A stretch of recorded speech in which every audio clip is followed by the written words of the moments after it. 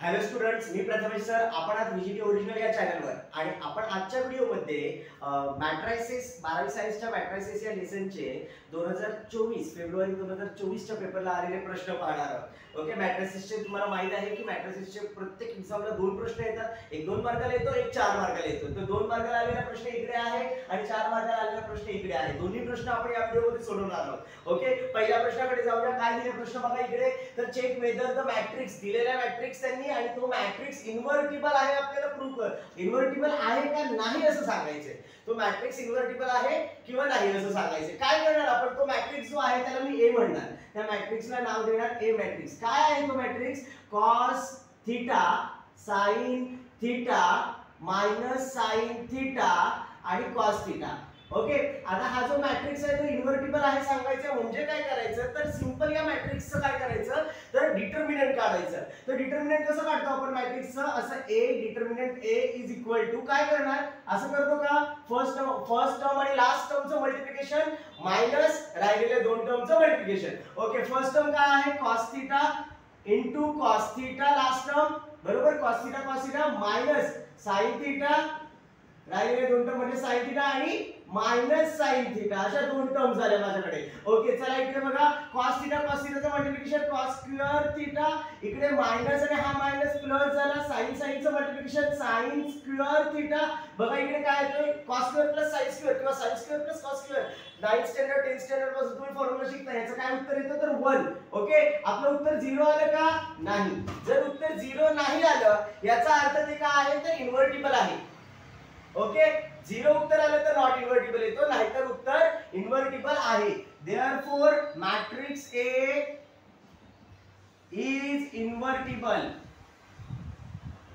Okay, झालं, एवढंच उत्तर आहे या क्वेश्चनचं.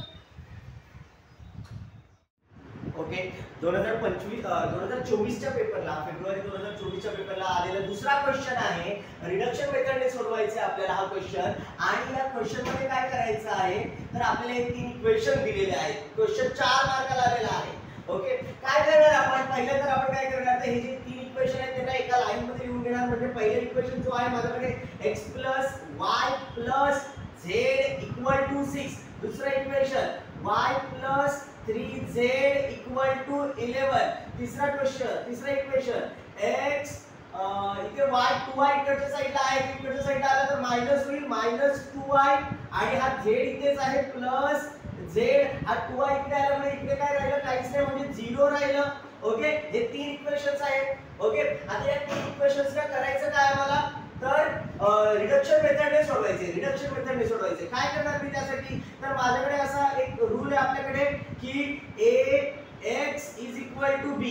आता ह्यामध्ये a ची किंमत काय असणार, x च्या बाजूचे नंबर लिहा इकडे. इथे बघा a ची किंमत कशी काढायची. x च्या बाजूला नंबर कुठे बघा, 1 0 1 1 0 1. दुसरं y च्या बाजूला 1 1 -2 1 1 -2. तिसरं z च्या बाजूला 1 3 1 1 3 1. ओके, ही झाली a ची किंमत. त्याच्यानंतर x ची किंमत काय लिहिणार मी, x y z लिहिणार. ओके, आपल्याकडे कॅरेक्टर्स x y z 3 आहेत ना, पण ते लिहिणार मी इकडे. इकडच्या साइडला आल्यानंतर b ची किंमत काय लिहिणार मी, b च्या किमतीमध्ये 6 11 0 6 11 0. ओके, 6 11 0 आलं. चला नेक्स्ट, आता काय करायचंय मला, तर असं काहीतरी ट्रान्सफॉर्मेशन करायचं की इथे 3 0 झाले पाहिजे. इथे नाहीतर इथे किंवा इथे किंवा इकडे पण चालेल. ओके, कुठे आणखी एक 2 0 हवे आहेत आपल्याला. पहिलं तर इथे 0 करतो. कसं करू, r3 मायनस r1 करू.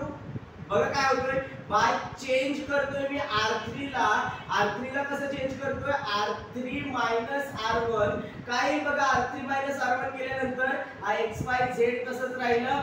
इकडे r1 r2 सेम राहणार, कारण r3 ला चेंज करतोय मी. r1 काय 1 1 1, हा r1 आहे तुमचा अख्खा 6. ओके, इकडे दुसरा r2 0 1 3 आणि इकडे आहे 11. हे सेम राहणार, फक्त r3 चेंज होणार. काय होणार r3 मध्ये, बघा इकडे r3 minus r1 1 minus 1 0 minus 2 minus 1 minus 3 1 minus 1 इकडे पण 0 आला. आता बघा इकडे 3 0 झाले, असे पण 3 0 चालणार आहेत आपल्याला. आता इकडे माझ्याकडे व्हॅल्यूज येतात का बघूया आपण लगेच. इकडे काय शेवट पहिलं इक्वेशन काय माझ्याकडे x + y plus z is equal to 6. Sorry इकडे हे पण चेंज करावं लागेल. 0 ला काय चेंज करणार r3 r1 म्हणजे 0 6 इथे काय येणार -6. ओके हे पण महत्त्वाचं आहे. ओके इकडे बघा आता काय आलं माझ्याकडे x plus y plus z is equal to 6. इथे लिहिणार मी x plus y plus z is equal to 6. Okay दुसरं इक्वेशन काय माझ्याकडे y plus 3z आहे. y plus 3z is equal to 11 बरोबर. तिसरं इक्वेशन काय माझ्याकडे हा y ची y वाला आहे. ओके मधला आहे ना -3y is equal to -6 -3y equal to -6. Okay आता मला सांगा -3 तिकडे गेला y is equal to -6 upon -3 किती आला y is equal to minus केलं 3 2s are 6. ओके y ची किंमत मिळाली. आता ही y ची किंमत इकडे टाका काय आली किंमत 2 plus 3z is equal to 11. आता 2 तिकडे गेला 3z is equal to 11 minus 2 किती येतं 11 2 9. चला हा 3 तिकडे गेला काय झालं z is equal to 9 upon 3 किती आलं z is equal to 3 3 3s are 9 ना. ओके दुसरी किंमत आली. आता मला x ची किंमत हवी आहे. y ची किंमत 2 आहे z ची किंमत 3 आहे. इथे टाकूया आपण x plus y ची किंमत किती आहे माझ्याकडे 2 z ची किंमत 3 is equal to 6. चला x plus 2 plus 3 5 is equal to 6. हा 5 तिकडे गेला तर मायनस होईल का 6 minus 5 किती आलं x is equal to 1. हे असं सोडवायचे आपल्याला रिडक्शन मेथडचं गणित. तुम्हाला कळलं का बघा. तुम्हाला आज शिकवलेली दोन्ही गणितं कळली का ते मला कमेंट करून जरूर सांगा. व्हिडिओला जास्तीत जास्त लाईक करा आणि जास्तीत जास्त शेअर सुद्धा करा आणि चॅनलवर नवीन असाल तर चॅनलला सबस्क्राइब सुद्धा करा. थँक्यू.